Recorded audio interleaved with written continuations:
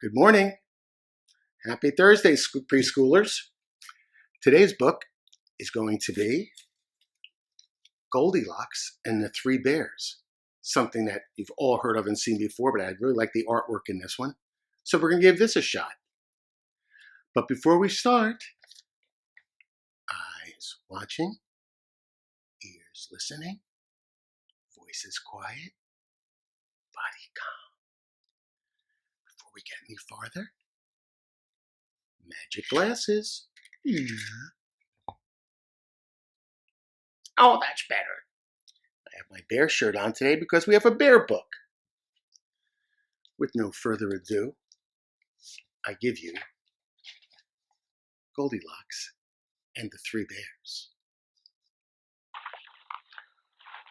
Once upon a time, there were three bears who lived together in a house of their own. One of them was a small wee bear, that was the baby bear. One was a middle-sized bear, the mama, and the other was a great huge bear, the papa bear. They each had a bowl for their porridge, a little bowl for the baby bear, a middle-sized bowl for the middle-sized bear, and a great huge bowl for papa. They each had a chair to sit in, a little chair for the smallest bear, a middle-sized bear for mama, and a great huge chair for the great huge papa.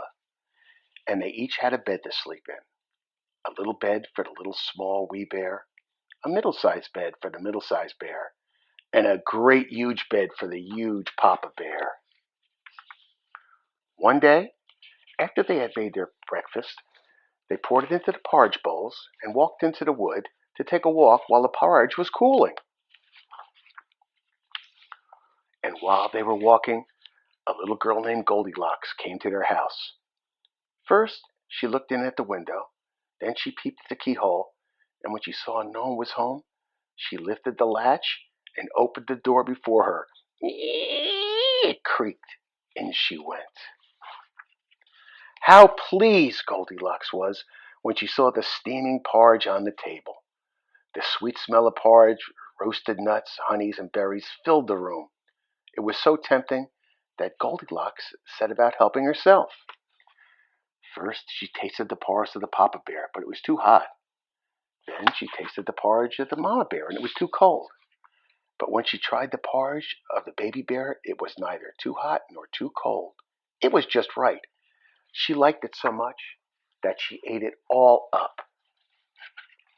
Then Goldilocks sat down in the chair of the great huge bear, but it was too hard for her. Then she sat down in the chair of the middle-sized mama bear, but it was too soft. And then she sat down in the chair of the baby bear, and this chair was neither too hard nor too soft, but just right. So Goldilocks seated herself in it and sat there until the bottom of the chair gave away and she came down with a clump, bump, and on the floor. Next, Goldilocks went upstairs to the bedroom, where the three bears slept.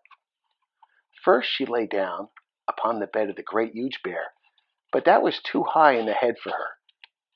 Next, she lay down in the bed of the middle-sized bear, but it was too high at the foot for her. Then she lay down upon the bear of the little small bear, and it was just right. So she covered herself up comfortably, and she fell fast asleep. By this time, the three bears thought their porridge would be cool enough to eat, so they returned home for breakfast. Now Goldilocks had left a spoon in the great huge bear standing in his porridge. "Somebody's been in my porridge," said the great huge bear in his great gruff voice. And when the middle-sized bear looked at hers, she saw that the spoon was standing in also. "Somebody's been eating my porridge," said the mother bear. Then the small baby bear looked at his bowl, and the spoon was in the porridge bowl, but the porridge was all gone. "Somebody has been at my porridge and eaten it all up," he said in a small wee voice. Upon this, the three bears, seeing that someone had entered their house and eaten up small wee bear's breakfast, began to look about. Now Goldilocks had not put away the hard cushion straight when she came from the chair of the great huge bear. "Somebody has been sitting on my chair," the great huge bear said. Goldilocks had crumpled the soft cushion of the mama-sized bear. "Somebody's been sitting in my chair too," said the middle-sized bear. And you know what Goldilocks had done to the third chair? "Somebody has been sitting in my bear and has sat the bottom right out of it," said the small bear. Then the bears thought it necessary that they should go make a further search. So they went upstairs to their bedroom. Now Goldilocks had pulled the pillow out of the great huge bear's bed out of place. "Someone's been lying on my bed," he said. And Goldilocks had pulled the cover of the middle-sized bear out of its place. "Somebody's been lying in my bed," said the middle-sized bear. And then the little small bear came up to look at his bed. There was Goldilocks, sleeping peacefully, her long shiny braids spread across the pillow. The little bear just stared at her for a moment.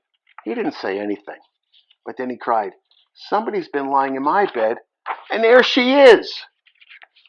Goldilocks had heard that in her sleep. The great rough voice of the huge bear and the middle voice of the middle-sized bear, but as if she had only heard someone speaking in a dream. But when she heard the little small wee voice of the small wee bear, it was so sharp and so shrill and so like her own that it awakened her at once. And all three bears were look at them. Oh, they're so big. Oh, she sat right up. When she saw the three bears on one side of the bed, she tumbled off the other side and ran to the window. Ooh, out Goldilocks jumped and ran away as fast as she could run, not looking behind her until she was very, very far away. And what happened to Goldilocks afterwards, no one can tell. But the three bears never saw anything of her ever again. The end. Okay, that was a good one. Here's my question for today on Thursday. Goldilocks was out for a walk. She saw a nice little house with little chairs and little beds and little bowls, little spoons, and she opened the door and went inside it. If you were out walking through the woods and you saw a little house and no one was home, would you go in? That's my question for today. I'll see you tomorrow, and wash your hands.